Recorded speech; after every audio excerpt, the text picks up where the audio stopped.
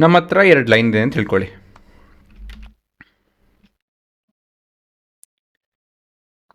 ಇವೆರಡು ಲೈನ್ ಮಧ್ಯ angles create ಆಗುತ್ತೆ ಅಲ್ವಾ? ಸೊ ಇಲ್ಲಿ ಆ್ಯಂಗಲ್ ಅಂತ ಹೇಳಿದಾಗ ಇದೆಲ್ಲ ಇದೇನೆ. ಸೊ ಬೇಸಿಕಲಿ ಎಕ್ಸ್ ಆ್ಯಕ್ಸಿಸ್ ಇರುತ್ತಲ್ಲ, ಅದ್ರ ಆಪೋಸಿಟ್ ಇರೋವಂಥದ್ದು ಆ್ಯಂಗಲ್ ಅಂತ ತಿಳ್ಕೊಳ್ಳೋದು ನಾವು, ಸರಿನಾ? ಅದನ್ನು ನಾನು ಬೀಟಾ ಅಂತ ಕರ್ಕೊತೀನಿ. This is L1 with slope M1, this is L2 with slope M2. ಇಲ್ಲಿ ಪ್ರಶ್ನೆ ಏನಪ್ಪ ಅಂತ ಹೇಳಿದ್ರೆ, the main aim of this particular topic ಏನಪ್ಪ ಅಂತ ಹೇಳಿದ್ರೆ, finding beta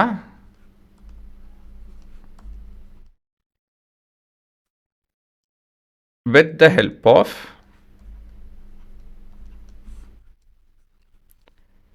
M1 and M2, ಸರಿನಾ?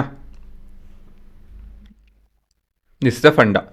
M1 ಮತ್ತು M2 ಕೊಟ್ಟಿದ್ದಾರೆ, ಬೀಟಾ ಕಂಡುಹಿಡಿಯಿರಿ ಅಂತ ಹೇಳಿದಾಗ ಈ ಟಾಪಿಕ್ನ ನಾವು ಉಪಯೋಗಿಸ್ಕೊಬೇಕು.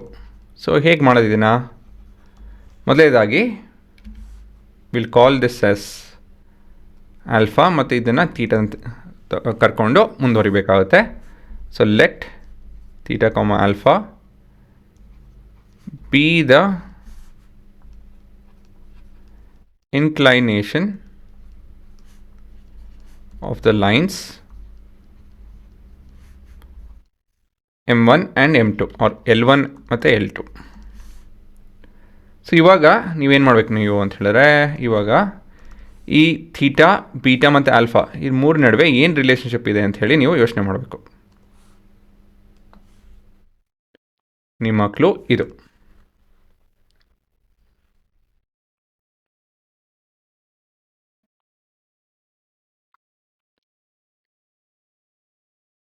ಏನು ರಿಲೇಷನ್ಶಿಪ್ ಇದೆ? ಹೌದು, theta which is an exterior angle is equal to alpha plus beta which are the interior angles which are opposite. ಏನಕ್ಕಂತ ಹೇಳಿದ್ರೆ, exterior angle is equal to sum of interior opposite angles of a triangle, ಸರಿನಾ?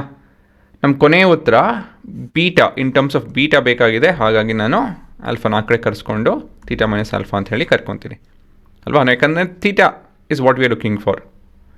ಹಾಗಾಗಿ ನಾವು ಇದನ್ನು express ಮಾಡಿಕೊಂಡು ಇವಾಗ ಮುಂದುವರಿಯೋಣ. Taking